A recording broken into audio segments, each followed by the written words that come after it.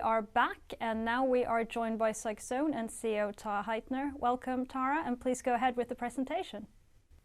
Thank you, Cecilia. Current treatments for debilitating lifelong diseases like rheumatoid arthritis, multiple sclerosis, and even acute diseases like COVID-19 are failing many patients. Today's solutions are not good enough according to both physicians and patients. So at Cyxone, we have identified gaps in available treatments, and we are developing disease-modifying drugs with novel properties to address this. Today, I'll present how our unique drug candidates address these gaps in treatment and our plans for the future. So Cyxone is focused on developing treatments for disorders of the immune system, and these disorders affect millions of patients all around the globe every year. The immune system, as you know, is meant to protect you from infections and cancer, but in cases of disorders, it instead attacks your own healthy cells and tissues.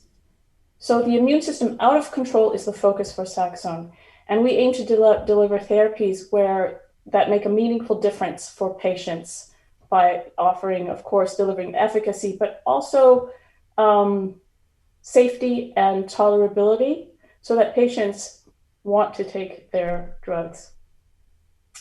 We hope to make an impact for both quality of life of patients and healthcare systems. Right now, we're focusing on Rabeximod, and Rabeximod for COVID-19 is currently being run in a clinical trial, which is very exciting, and that will be followed up very closely by a trial in rheumatoid arthritis. We also continue to work on IND-enabling studies for a very exciting program in multiple sclerosis, peptide drug called T20K. So we are using our resources very efficiently, moving our pipeline forward with a priority, as I said, on Rabeximod in COVID-19. As you can see, our business model is to enter into strategic partnerships at around phase 2 stage of development with strategic partners who can help us with late-stage drug development and commercialization, but also partners with an interest in unlocking the full treatment benefit of our assets across an array of autoimmune diseases. For Rabeximod, we have initiated some partnering discussions at the moment with several interested parties, and if you're interested in this, please get in touch with us. Let me take the opportunity to bring you a little bit closer to the front lines to understand what the unmet needs are in rheumatoid arthritis. This is Karen. She is a person who really likes gardening, but she hasn't been able to enjoy her pastime because over 8 years ago, she was diagnosed with rheumatoid arthritis. She has had terrible pain in her knees and in her shoulders and hips, debilitating pain that she would wince even if you touched her. Her doctor prescribed methotrexate as the standard of care and then had to add low-dose steroids, but still she suffered a lot, and this was very discouraging for her. She became angry and also depressed. But then she was fortunately put on IL-6 inhibitors in a clinical trial, and this made a big impact in her life. And she was able to regain a lot of her movement. After 4 years, she was taken off the trial and wasn't able to afford the IL-6 inhibitors with her insurance. So her doctor prescribed a new type of drug called JAK inhibitors. And this also had a big impact on Karen's life. She told her doctor, "This is amazing." But he asked her, "So does that mean your pain is all gone away? Does that mean that your joints can move?" And she responded that it's not that it doesn't hurt. It's not that I can move, but everything doesn't hurt as much. So I hope this highlights that even when there are drugs available, decent drugs available for RA patients, there's still a large way to actually bring a full quality of life to RA patients. Patients like Karen will eventually escalate and need combinations of very dangerous drugs such as antibody inhibitors and immunosuppressants over time. And we at Cyxone want to address this. Now, rheumatoid arthritis is a disease where the destruction of the joint is caused by infiltrating inflammatory macrophages. This is a subset of immune cells, which normally are friendly or protective, but in the case of rheumatoid arthritis, they become hostile or inflammatory, activated. And this means they secrete cytokines, which recruit other immune cells to the joint, infiltrate the joint, destroying the cartilage and the bone. So what Rabeximod does is offers a unique mode of action. And this represents a new tool for rheumatologists that is very different from all the other drugs that are on the market. Rabeximod targets this subset of immune cells that are directly related to the joint damage, reverts them to a non-inflammatory state, thus protecting the patient from destruction of their joints. So what we envision for Rabeximod is a drug that can be used as a first line of treatment for patients, together with methotrexate, or alone for people who are methotrexate intolerant, and extend that period of time when patients can remain on a very simple and safe line of treatment before the need for more severe drug escalation is required. So our goal is to simplify treatment and delay the need for escalation. It's also important to keep in mind that some of the current drugs, the JAK inhibitors, have been highlighted as having some adverse effects, side effects, which also highlights the need for alternative drugs for rheumatoid arthritis patients. So we're currently in planning stages of this trial, and we're very excited. We're currently taking the time that we have now to talk to very many of our rheumatologists, our advisors, and experts in RA. We've learned that our original trial design was actually not far from the mark. And now we're using their expertise to fine-tune our RA trial design and get the most out of it to demonstrate the full potential of Rabeximod. This is a novel drug that the rheumatologists and KOLs we have talked to are very excited about as filling a large unmet need for rheumatoid arthritis.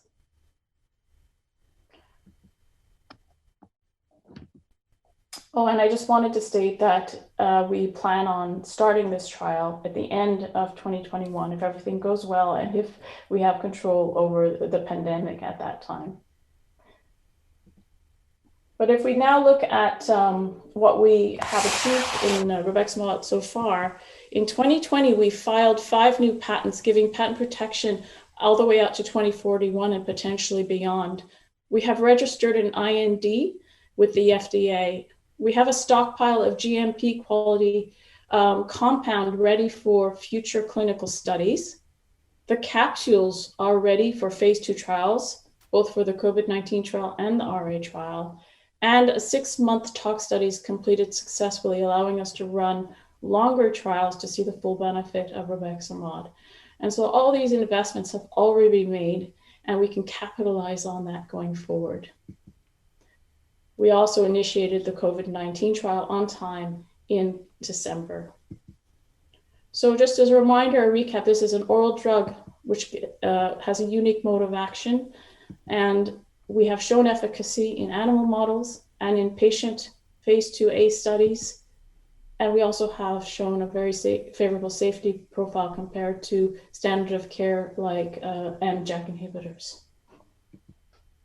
The market for RA is, of course, very respectable, but it's also growing and evolving. As you can see, the pie is getting bigger. Is expected to be close to $30 billion in 2029 when Rabeximod will come onto the market.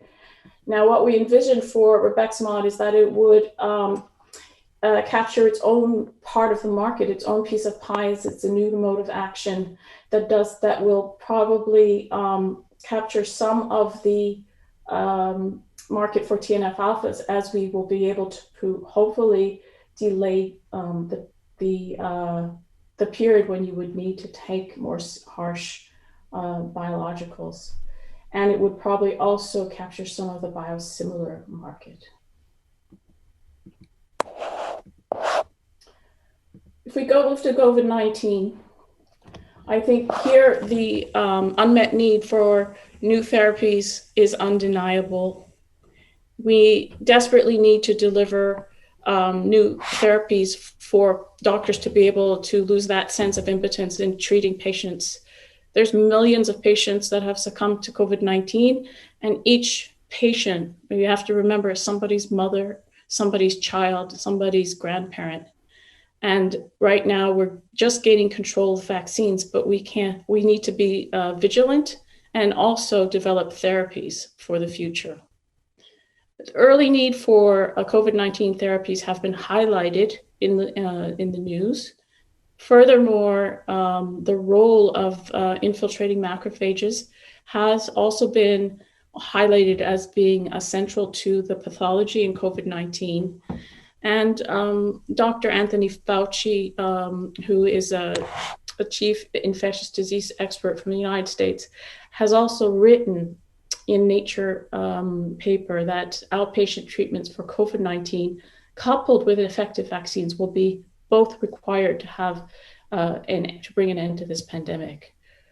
So that is what Cyxone is hoping to do, and we believe Rabeximod fills a unique position because of its mode of action.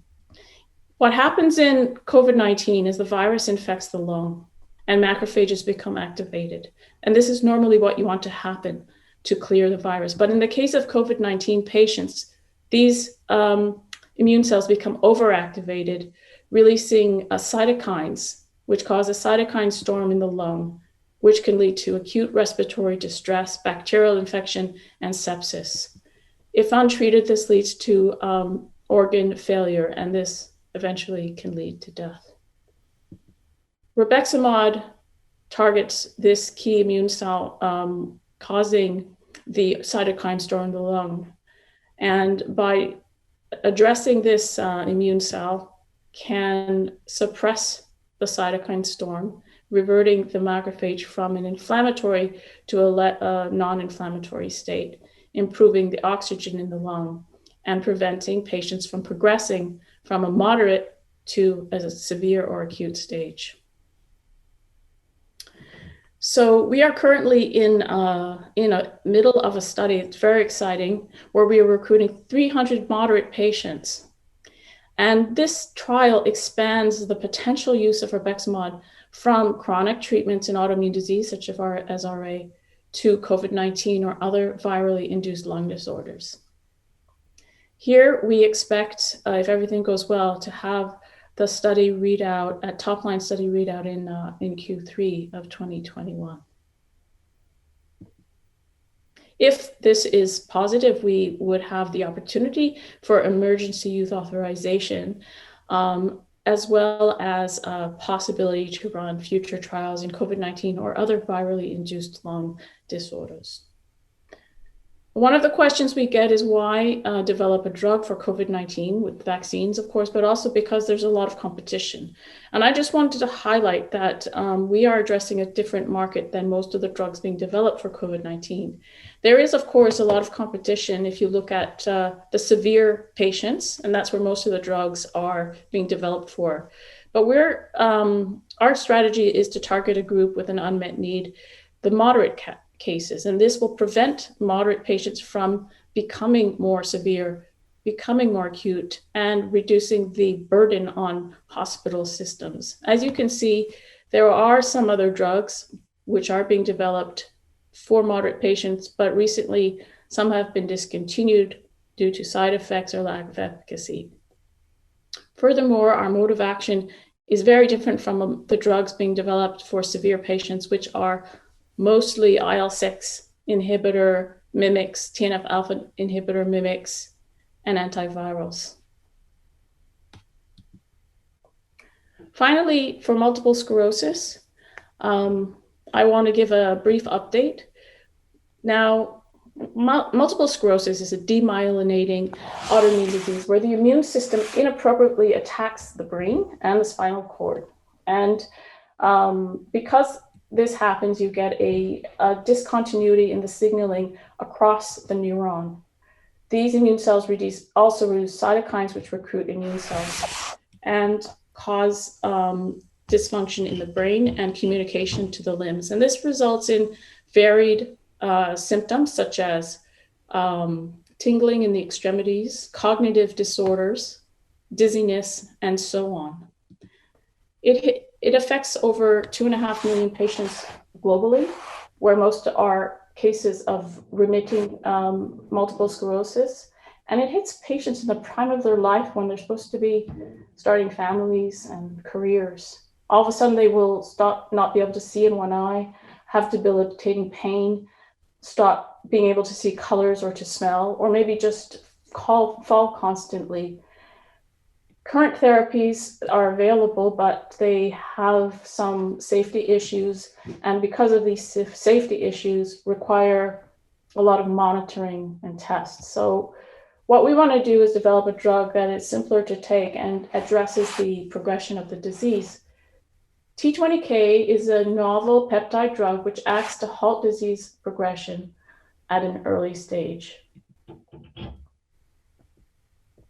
It targets the T cell, which was believed to be one of the key perpetrators in multiple sclerosis, with some contribution from B cells as well. Now, T cells require interleukin-2, which is a cytokine, in order to recognize the myelin and recruit a army of T cells to attack the myelin. And T20K has been shown to decrease the levels of IL-2 as well as the levels of IL-2 receptor on cells. So here we can basically break up the autoimmune machinery and the ability of T cells to clone themselves and recruit other immune cells to the attack. If administered early enough in the disease, we can actually hope to prevent that patients would advance to more severe disease and delay the need for more severe drugs. We're aiming for a convenient administration form, and this is our focus at the moment. We're actually in IND-enabling studies and biomarker studies to try to advance this into the clinic with an oral formulation. And T20K has patent protection to 2035. As you can see right now, as I mentioned, we are focused on non-clinical studies or preclinical investigations and IND-enabling studies. Again, like RA, multiple sclerosis has a high market activity, and there is a gap and a need for a drug like T20K. As you can see, the market is also quite substantial, and it is also evolving when you see the non-MAB injectable class becoming taken over by the MAB injectable class and oral therapeutics. The pie is, however, getting bigger, and we expect Rabeximod to also have its own piece of the pie, its own market, where it's an oral drug, and it will hopefully prevent or delay the need for more severe antibody and injectable drugs.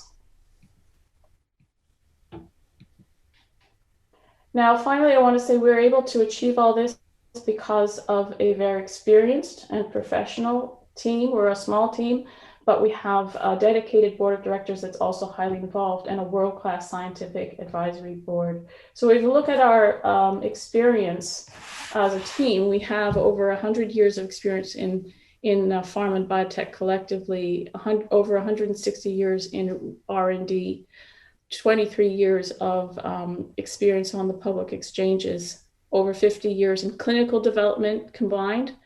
We've founded 22 companies together and raised over 400 million euros.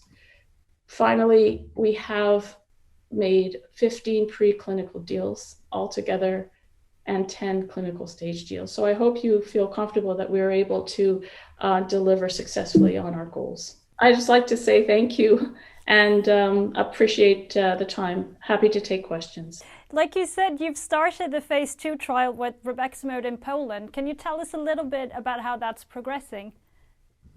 Well, I was very impressed with the team because we were able to start the trial on time in December, which was not actually that obvious given the time of year and the fact that we were actually in the height of the pandemic at the time. So a lot of the hospitals we were working with were a little bit in chaos and understaffed. However, we were able to dose our first patient in January, and we currently have approvals in 4 countries. We have 2 sites in Poland recruiting patients, and sites in Hungary and Slovakia and Ukraine coming online soon. We also submitted approvals for approval in Romania and Latvia, so this might be additional opportunities to open more sites. So given the pandemic situation, I'm pleased with the progress, and we will have to, of course, keep working hard to deliver. You also talked about finding a partner for Rabeximod. Is that just for this current project, or does that effort include the RA project as well? Well, ideally, we'd like to find a partner who's interested in both the viral infection, lung infection, as well as RA. However, we are engaging with discussions with partners only interested in RA. We're looking for strategic partners that are interested in that have capabilities for late stage development in RA as well as commercialization. And finally, in May you have a warrant which will give subscribers the opportunity to buy new shares. Why, in your opinion, is that a good idea? Well, we've had 2 independent analysts who view our value as being discounted. And so I don't want to speculate in the correct value of the share, but I believe that anyone valuing the company or evaluating the company should take into account the patents, the 5 new Rabeximod patents, as well as the new T20K patent that was discussed, that was announced last year, the COVID-19 trial, which is being run on time. And this may also deliver insights for RA as well. I think that we should also consider the possibility to partner on Rabeximod this year, which is looking good. And the company is also planning to uplist to the main market, which will attract longer term investors, foreign investors, potentially starting next year. So I think the timing would be good for investors to buy shares at this time with an outlook for growth. We furthermore expect a few more important milestones, including the readout of the COVID-19 trial, the approval to the change list, and initiation of the RA trial this year. Well, thank you, Tara, and we will be right back with another presentation. Thank you very much, Cecilia. It's been a pleasure.